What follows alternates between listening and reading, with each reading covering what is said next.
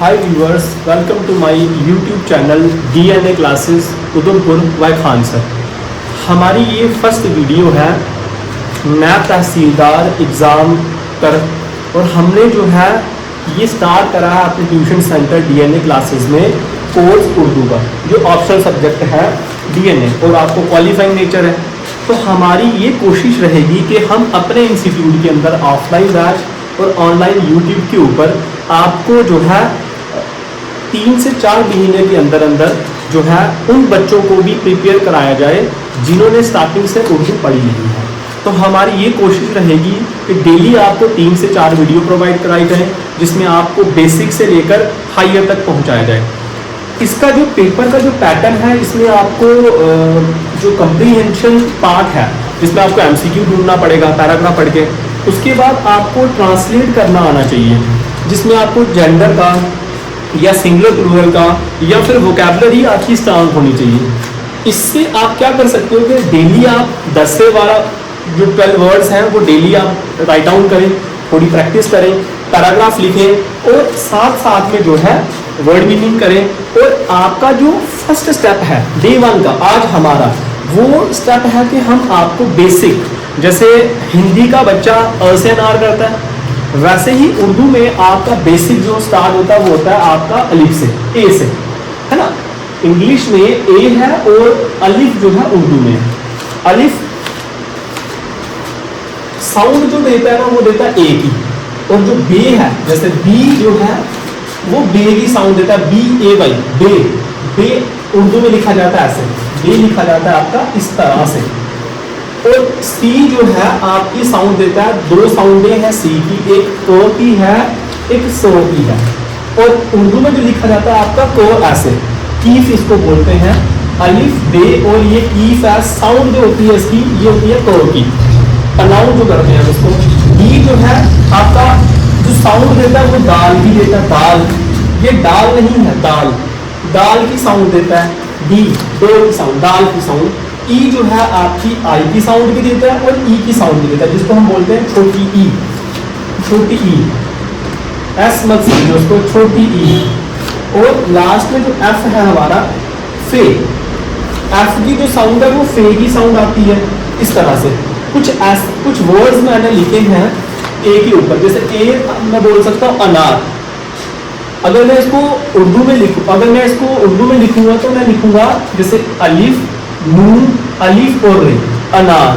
अगर मुझे लिखना है बी फार, जैसे दे की साउंड है ना, तो दे की साउंड आपको इसको याद करके रखना है, दे की साउंड तो आनी है, और इसके अंदर सो की साउंड, एस की साउंड तो आ रही है, दाल की साउंड तो आ रही है, टी की साउंड आ रही है, एफ की साउंड आ रही है। आपको ना बेसिक से अलिफ बे प्रॉपर आनी चाहिए विद साउंड। अगर ये चीज आपको आ गई, आपको वर्ड बनाना आ जाएगा, आपको सेंटेंस बनाना आ जाएगा धीरे धीरे। तो सबसे मेरी जो कोशिश रहेगी हमारे डीएनए क्लासेस के अंदर भाई खान सर से, मेरी ये कोशिश रहेगी कि आपको मैं कैसे 2 या 3 महीने के अंदर अंदर आपको ट्रेन करवाऊं प्रॉपर जो है, क्योंकि बच्चों का जो बेसिक है आपका जीएस का हो गया, इंग्लिश का हो गया, कंप्यूटर का होगा, मैथ्स का हो गया, ये स्ट्रांग होता है। मगर जो इसमें ऑप्शनल सब्जेक्ट किया गया है उर्दू, वो भी तो आपके लिए जरूरी है, क्वालिफाइंग नेचर है। अगर वो आपका क्लियर होगा तो आपका जो है नैब तहसीलदार बनने की जो आपकी एक कोशिश है वो आपकी पूरी हो पाएगी। तो मेरी कोशिश रहेगी कि आपको मैं अच्छे से अच्छे जो है गाइड करूं for Urdu to qualify the Naib Tehsildar exam. अच्छा, स्कूल जो है आपको अगर उर्दू में लिखना है स्कूल, तो आप सीन कीफ वाव और लाम 4 अल्फाबेट से बन रहा है, ये बन रहा है सीन कीफ वाव और लाम, और अगर इसको जोड़े तो ये बनता है स्कूल। ये है कप, CUP कप को अगर लिखें उर्दू में ये बनता है आपका कीफ। जैसे ये लिखा है आपने तो कीफ लिखो और साथ में लिख दो पे, तो ये बन जाएगा आपका कप। ये है दरवाजा, उर्दू में कैसे लिखेंगे, दाल आ गया, रे आ गया, वाओ अलिफ जा और हा, अब दरवाजा। ये है ईमान, ईमान कैसे लिख सकते हैं, ये है अलिफ, ये और ये मीम और अलिफ और ये आ गया नून, ईमान। ये है फौलाद, फौलाद को उर्दू में लिखा जाता है ऐसे। कितने लेटर इसके अंदर आ रहे हैं, इसके अंदर फे आया, वाव आया, लाम आया, फिर अलिफ आया, फिर दाल आया, फौलाद। अगर मैं आपको उर्दू के बारे में बताऊं, उर्दू की जो अल्फाबेट है उसके बारे में बताऊं, वो आपको आना बहुत जरूरी है।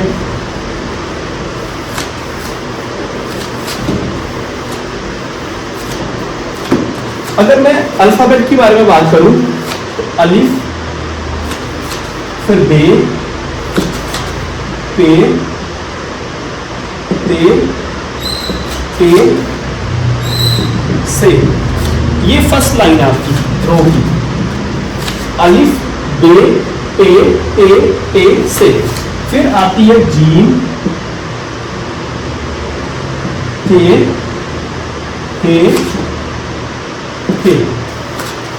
फिर है दाल, दाल, जाल, रे, अड़े, जे,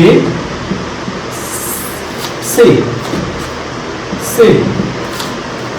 अलिफ, बे, पे, से। जीम, चे, थे, दाल, दाल, जाल, रे, अड़े, जे, से। सीन, शीन, स्वाद, ज़्वाद, तोए, ज़ोए, आई, दाई, फे, काफ, कीफ, गाफ, लाम, मीम, नून, वाओ, हा, हमजा, ये लिखी आ गया और ये आपका बढ़िया। ये अल्फाबेट है, ये लेटर है टोटल उर्दू में। अगर आपको इतने अल्फाबेट आते हैं और इसकी साउंड आपको अगर प्रॉपर आती है तो आप एक वर्ड प्रॉपर बना सकते हैं, एक वर्ड प्रॉपर बना सकते हैं। मेरे साथ आप अगर कंटिन्यू रहेंगे और डेली मेरे साथ जुड़े रहेंगे, 2 या 3 वीडियो जो डेली मैं बनाऊंगा उसके साथ जुड़ेंगे तो मेरे को जहां तक लगता है आप 2 या 3 महीने के अंदर अंदर उर्दू अच्छे से सीख जाएंगे। ठीक है, अगर मैं बोल दूं अब,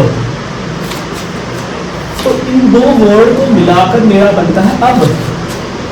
अगर मैं इन 2 वर्ड को मिलाऊं तो मेरा पत बनता है, और ये पत। ये तो अभी कैपिटल है, ये जो है ये कैपिटल लेटर्स है उर्दू के। इसमें अभी स्मॉल अल्फाबेट भी आएंगे, जैसे बे को अगर हमको स्मॉल में लिखना है तो हम ऐसे लिखेंगे, और जीन को अगर मुझे लिखना है तो मैं इसको ऐसे लिखूंगा, और अगर मुझे ज़्वाद को लिखना है तो ऐसे लिखूंगा। ये प्रॉपर मैं एक कोशिश करूंगा कि आपको प्रोवाइड करवाने का एक चार्ट जो एक PDF जो है अलिफ बे की कैपिटल लेटर भी और स्मॉल लेटर भी, मेरी कोशिश रहेगी आपको। और आपको जो है इसके साथ आपको जोड़ आना भी जरूरी है। और आज तो वैसे डिस्कस वीडियो थी, इंट्रो की वीडियो थी, तो मेरी ये कोशिश थी कि आपको मैं बताऊं कि उर्दू में आपको नायब तहसीलदार में क्या क्या करना है।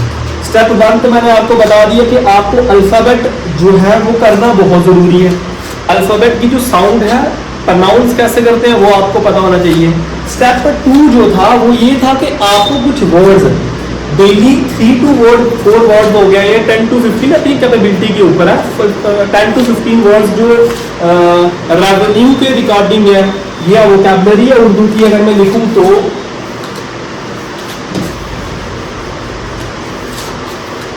जैसे रेवेन्यू के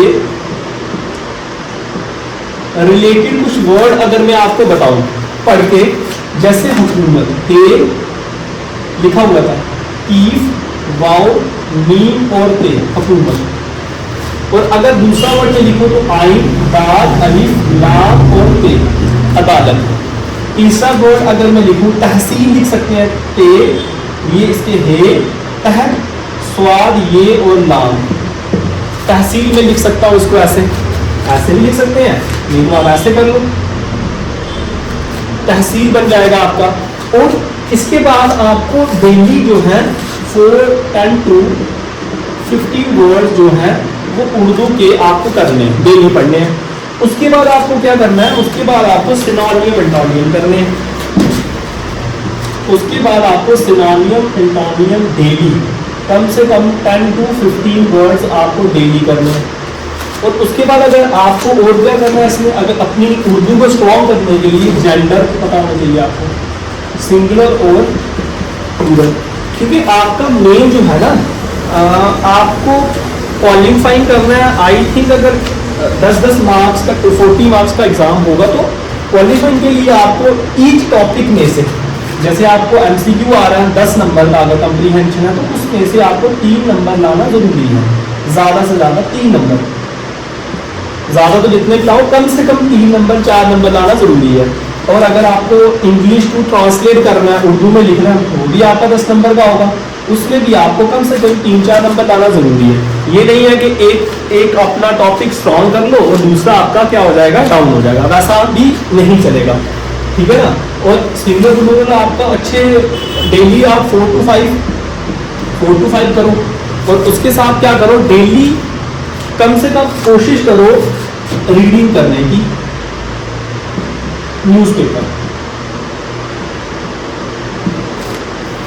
उन बच्चों के लिए जिनका वोकैब ठीक हो गया, तो हम कोशिश करेंगे कि जो आपका जो उर्दू है, ये तो आपको बेसिक था, इंट्रो था, कल से तो प्रॉपर चलेंगे किस तरीके का करना है। डेली आपको जो है वर्ड्स मिल जाएंगे हमारे यहाँ से, जैसे मैंने आपको बात करी सिनोनिम एंटोनियम की, जेंडर की, या वर्ड मीनिंग की, या फिर कुछ और पैराग्राफ की, एक्सेट्रा जो भी है उर्दू के रिलेटेड, वो आपको प्रॉपर जो है कल से जो है वो प्रॉपर आपका एक सीक्वेंस में चलेगा डेली 3 to 4 वीडियो के साथ। Thank you.